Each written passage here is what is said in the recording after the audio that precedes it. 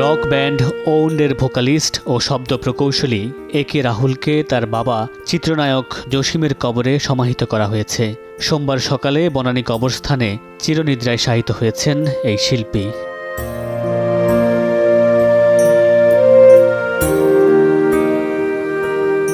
এর আগে রোববার বিকেলে হৃদরোগে আক্রান্ত হয়ে মারা যান রাতুল। রাতুলের বড় ভাই এ কে সামি সামাজিক মাধ্যমে পোস্ট করে লিখেছেন, আমি মাত্রই ছোট ভাইটাকে সমাহিত করে এলাম। আরেক ভাই এ কে রাহুল ফেসবুকে রাতুলের একটি ছবি পোস্ট করে লিখেছেন, আমার ভাইটার বুকে আমার হাত।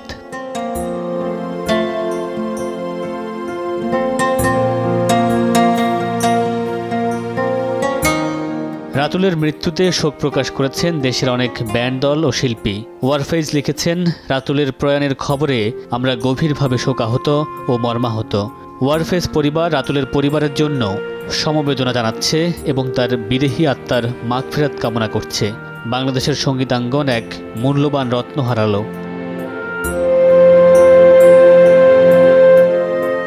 সমবেদনা জানিয়ে আর্টসেল ব্যান্ড লিখেছে, ওর চলে যাওয়ায় আমাদের বাংলাদেশের সঙ্গীত জগতের যে ক্ষতি হয়ে গেল তা অপূরণীয়। এমন মৃত্যু কারো কাম্য নয়। একসঙ্গে ওর স্টুডিওতে আমরা গানের কাজ করেছি, বিভিন্ন কনসার্টে দেখা হওয়া কত স্মৃতি, আজীবন এগুলো থেকে যাবে আমাদের আত্মার অন্তঃস্থলে।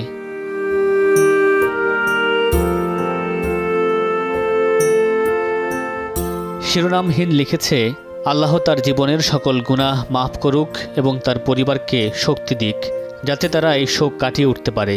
রাতুলের সঙ্গে একটি ছবি ফেসবুকে পোস্ট করে গিটারিস্ট অনি হাসান লিখেছেন, রাতুল, এই ট্যুরে তোমার সঙ্গে প্রথম দেখা হয়েছিল, তখনই তোমার কাজ আর নিষ্ঠার প্রেমে পড়ে গিয়েছিলাম। আমরা একসাথে জিমে যাওয়ার পরিকল্পনা করেছিলাম, কিন্তু কে জানতো নিয়তির ভিন্ন ইচ্ছা ছিল। অন্যদিকে ব্যান্ড শিল্পী রাফা ফেসবুকে লিখেছেন, তোমার সঙ্গে দীর্ঘদিন ধরে পরিচয় ছিল, এখনো বিশ্বাস করতে পারছি না তুমি আর নেই।